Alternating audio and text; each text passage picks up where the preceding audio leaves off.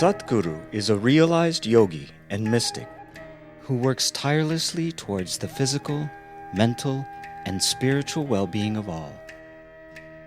With a unique ability to make the ancient yogic sciences relevant to contemporary minds, Sadhguru acts as a bridge to the deeper dimensions of life. His approach does not ascribe to any belief system, but offers methods for self-transformation that are both proven and powerful. Satguru's transformational programs have deeply touched the lives of millions worldwide.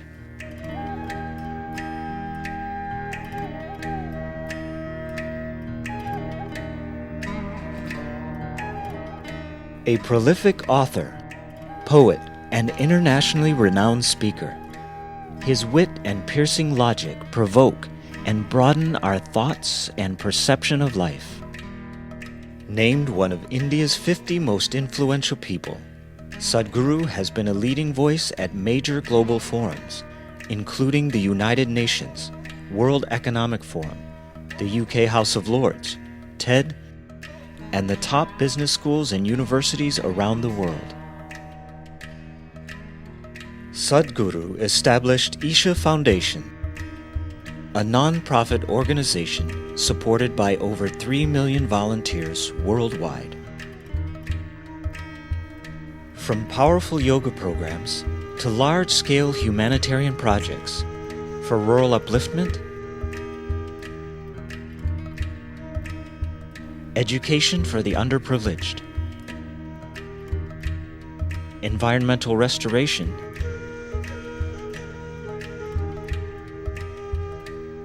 as well as holistic and healthy living. The Foundation's activities are designed to create an inclusive culture and establish global harmony.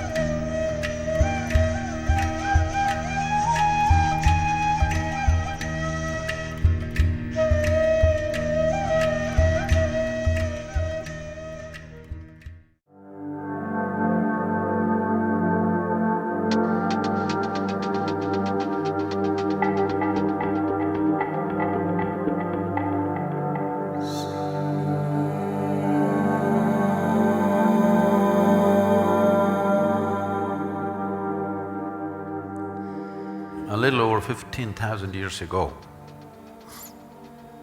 in the upper regions of Himalayas, a yogi appeared. Nobody knew where he came from. His antecedents were unknown. But he looked extraordinary, so people gathered. They waited. They thought he's going to perform some miracle. But he did nothing, simply he sat, unmoving. People left. Only 7 people hung on. These 7 people recognized that this is a fantastic miracle because only someone who has transcended the physical nature can simply sit. Then they begged him, "You seem to be knowing or experiencing something that we cannot imagine. Please teach us." Then he gave them some few simple preparatory methods and said, "You prepare yourself, let me see." They went on preparing themselves. Months went into years, years went into decades. 84 years passed. One day, when the shift of solstice happened, the sun's relationship with the planet changes. When these changes happen, every yogi makes some adjustment within himself because something about your body changes at that time. So when he was making this, he just looked. These 7 people had become shining receptacles, 84 years. He had completely forgotten about them. Here they were, still preparing. Then Because nobody knew his name, he never introduced himself. They called him Adi Yogi. Adi Yogi means the first yogi.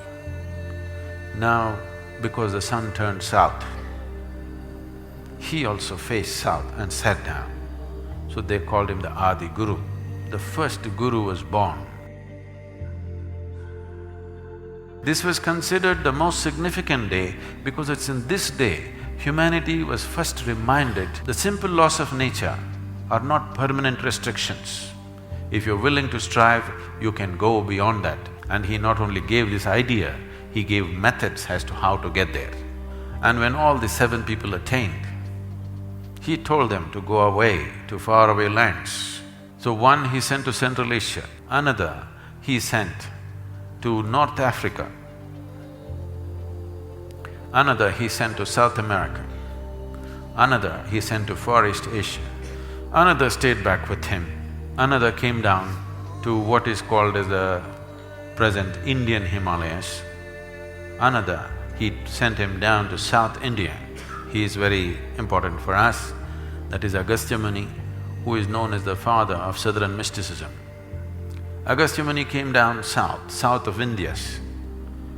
Every human habitation in this part of the world, he made sure spiritual process became a natural way of living. So these 7 sages took these different dimensions of yoga, and even today you can see the remnants of what they did thousands of years ago present in every culture across the planet.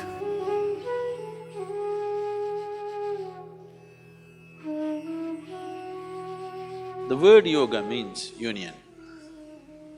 Union means right now, it is a scientific fact today that this existence is just one energy manifesting in many different ways. When Einstein says E is equal to mc squared, he's talking about it is all the same energy manifesting in millions of different ways.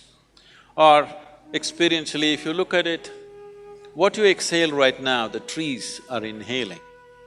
What they exhale, we are inhaling.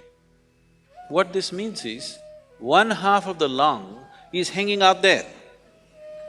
Yes, 1/2 of your lungs is hanging out there, isn't it?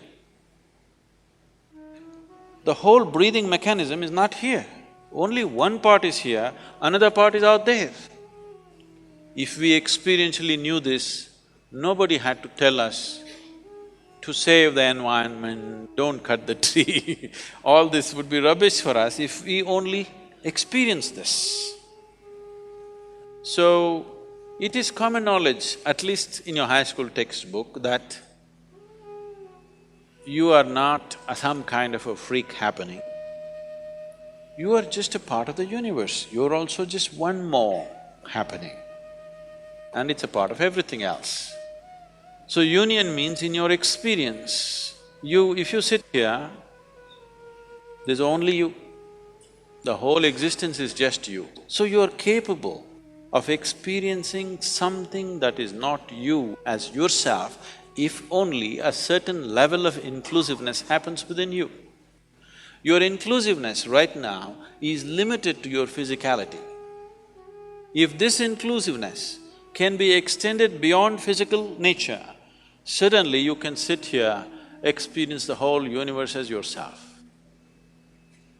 If this happens to you, then we say you are in yoga. So why the physical posture came is, maybe many of you are not old enough for this, but if you saw the televisions in 70s, when it first came, you had that little aluminum contraption over your home. You remember that? Antenna? You're watching like this, suddenly your television boop, boop, boop, boop. Then somebody went up on the terrace and now, gently like this. Get it to the right place, once again the world pours into your sitting room. Yes or no? Just if you get it to the right place. This is just like that. If you learn to just hold this body right, if you know how to hold it right, you can download the whole cosmos into this. This is Hatha Yoga.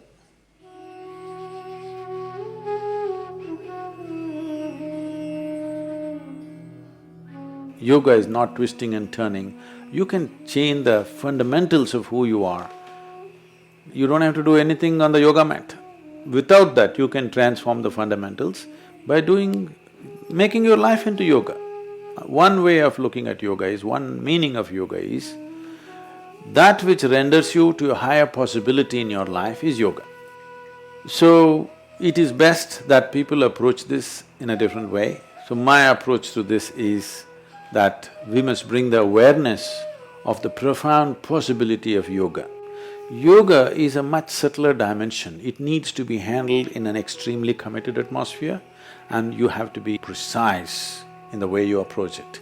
Otherwise, what can fundamentally transform your life if it's mishandled, it can do certain things. It's like we can't think of living without electricity right now. It's making our lives in every way, so you love it so much, you go and stick your little finger into that hole in the wall, then it does something else. So anything that is capable of transforming our lives, we must understand, if something has the power to transform, it has the power to cause damage if mishandled. So instead of trying yoga, I would say, if somebody wants to rapidly learn something, there is a dimension of yoga which is called as upa-yoga. That means it's pre-yoga or sub-yoga. The word upa-yoga in vernacular languages in India has come to mean something useful now, but actually it means… upa-yoga means sub-yoga or pre-yoga. So this pre-yoga, we are seeing how to make it popular. You are not looking for any spiritual possibility, you just want to physically be little better, mentally little limbered up and this. For this, we have a simple schedule of upa-yoga. You can learn this in 3 minutes yoga you want to do, you can do. You want to do 6 minutes yoga, you can do. This is all upa-yoga, this is not yoga. So, probably this is something that large segments of the world, even those people who are involved in yoga are not aware that there's another possibility of doing semi-yoga, something that gives you physical and psychological benefits but doesn't touch the spiritual dimension as yet. After you feel physically, mentally well and you still see life is not fulfilled, then you can seek the spiritual process. So, one dimension of what we want to do for this thing is to make upa-yoga popular, because this can be taught on the street, this can be taught anywhere and you can practice it anywhere, in any posture, whichever way, and the benefits will be quite immense. But it will not demand the level of commitment that yoga demands, nor does it cause any problem if you do it improperly, because you can't do it improperly. We will be learning 7 sets of Upa Yoga practices.